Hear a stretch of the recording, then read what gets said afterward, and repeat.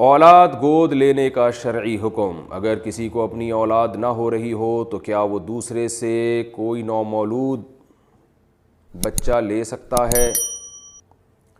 اور کارڈ وغیرہ میں اپنی ولدیت تبدیل کرنا کیسا ہے؟ سعید الرحمن۔ دیکھیں، اگر اپنے اولاد نہیں ہو رہی ہے تو آپ بچہ لے کے پال سکتے ہیں، لیکن اس میں بچے کا نقصان یہ ہوتا ہے کہ بعض دفعہ بچہ جو ہے نا اپنے بہن بھائیوں سے محروم ہو جاتا ہے۔ دیکھیں، جیسے آپ کو بچے کی ضرورت ہے نا، بالکل اسی طرح بچے کو بھی بہن بھائیوں کی ضرورت ہوتی ہے۔ اب آپ نے اپنے کہیں بھتیجا بھانجا لے کے پال لیا، اس کو آپ نے بہن بھائیوں سے جدا کر لیا، تو بچے کی جو ایک گروتھ ہے نا جو ہونی چاہیے بچپن میں، جو یہ ماہر نفسیات کہتے ہیں، اور یہ بہت بڑے بڑے ڈاکٹر جو بچوں کی نفسیات سے واقف ہیں، جن کو دنیا میں جن کا نام ہے، یورپ کے اور امریکہ کے، وہ یہ کہتے ہیں کہ بچے کو بچپن میں اپنی عمر کے قریب قریب بچہ چاہیے، یعنی بچے کی مینٹل گروتھ کے لیے یہ ضروری ہے کہ اس کو جب وہ چھوٹا ہو نا تو جس عمر کا ہے اسی عمر کے قریب قریب اس کو اور بھی بچے چاہیے، تاکہ وہ ان میں کھیلتا ہے، پھر ان سے اپنی دل کی باتیں شیئر کرتا ہے، ان سے لڑتا بھی ہے، ان سے محبت بھی کرتا ہے۔ تو یہ اور وہ بہن بھائی ہونے چاہیے، کوئی غیر نہیں ہونے چاہیے، کوئی غیر پھر بچے کو خراب کرتے ہیں۔ اپنے بہن بھائی میں تربیت کا عنصر زیادہ ہے۔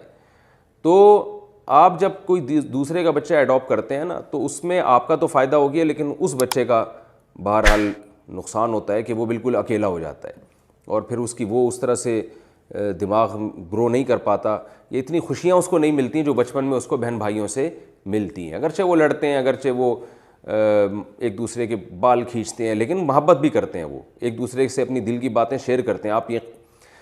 آپ یعنی تجربہ کر کے دیکھ لیں، کبھی اپنے ساتھ کسی ایک بچے کو بائک پہ یا گاڑی میں لے کے جائیں، وہ چپ کر کے بیٹھا رہے گا، لیکن اس کے ساتھ اسی کی عمر کے قریب قریب دوسرا بچہ ہوگا نا تو آپ دیکھیں اس کی مستیاں دیکھیں، پھر ایسی باتیں کرے گا، انجوائے کرے گا ہر چیز میں، تو بچے کو دیکھتے ہی کھلکھلا اٹھتا ہے۔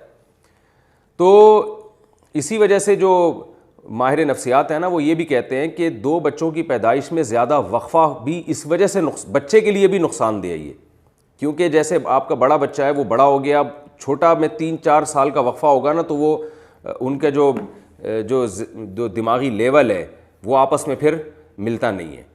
تو وہ میں نے دیکھا ہے بہت سے گھروں میں کہ ایک بڑی بیٹی ہے، اس کے بعد 3-4 سال کے بعد دوسری بچی ہوئی تو وہ بڑی بچی جو ہے نا وہ تنہائی کا شکار ہو گئی، اور وہ پریشان ہوتی ہے کہ میری قریبی یعنی مجھ سے جو عمر میں قریب قریب کوئی بہن نہیں ہے یا بھائی نہیں ہے۔ تو یہ فرق پڑتا ہے، بڑے ہو کر تو یہ فرق ختم ہو جاتا ہے، 4-5 سال کا وقفہ کوئی یعنی فرق نہیں رہتا، لیکن بچپن میں اس کی بڑی ایک ویلیو ہے۔ تو اس لیے نیچر سے کبھی بھی بغاوت نہیں کرنی چاہیے۔ پھر بھی بہرحال اگر کوئی بچہ لے کے پال لے، ماں باپ راضی ہوں اور اس میں یہ نقصانات نہ ہوں اور اس کو دوسرے بچے بھی کھیلنے کے لیے مل جائیں تو، اور وہ بچے اس کو خراب بھی نہ کریں تو جائز ہے۔ بہرحال یہ عمل کوئی حرام یا ناجائز نہیں ہے، لیکن اپریشیٹ میں اس کو نہیں کرتا، اور بہت سے علماء کو بھی ہم نے دیکھا ہے وہ اس کی حوصلہ افزائی نہیں کرتے۔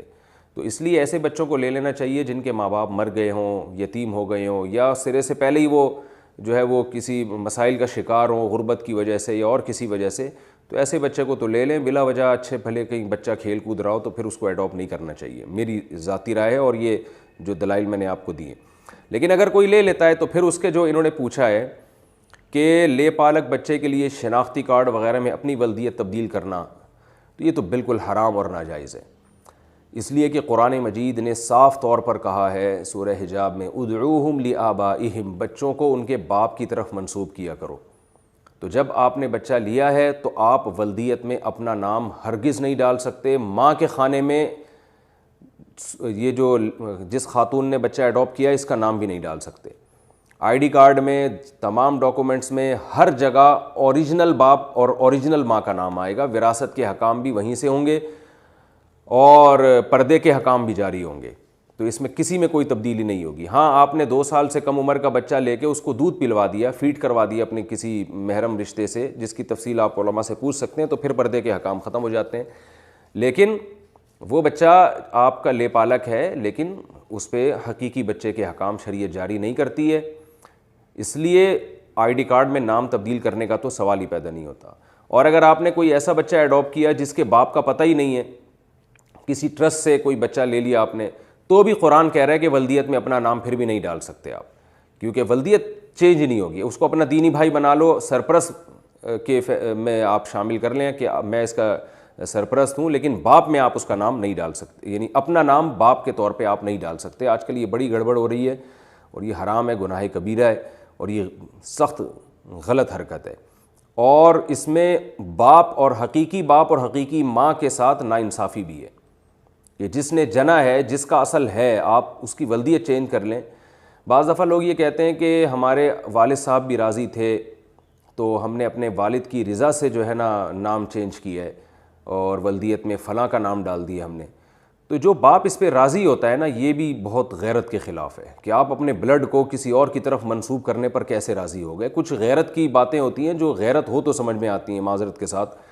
تو اس لیے حقیقی باپ یا حقیقی ماں پر لازم ہے کہ وہ اپنے بچے کو اپنی مرضی سے بھی نام تبدیل کرنے نہ دیں. کہیں بھائی تم جہاں بھی جاؤ گے, جس کے ساتھ بھی رہو, باپ میں ہی رہوں گا اور ماں یہ رہے گی, نام تبدیل نہیں ہوگا.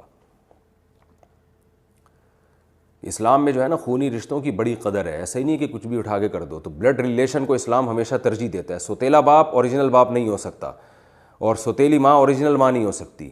تو یہ 2 اور 2 4 کی طرح اسلام نے حکام بیان کر دیے ہیں کہ چاہے سوتیلے باپ نے کتنے ہی احسان کیے ہوں, لیکن اسلام پھر بھی اوریجنل باپ کو, کیونکہ وہ بلڈ ہے آپ کا, اس کو ترجیح دی ہے. سوتیلی ماں نے کتنے ہی احسان کیے ہوں, اس کے احسانات کا بدلہ آپ دیں, اس کے لیے دعا مانگیں دنیا میں بھی آخرت میں بھی, لیکن اوریجنل ماں کا الٹرنیٹ نہیں ہے وہ.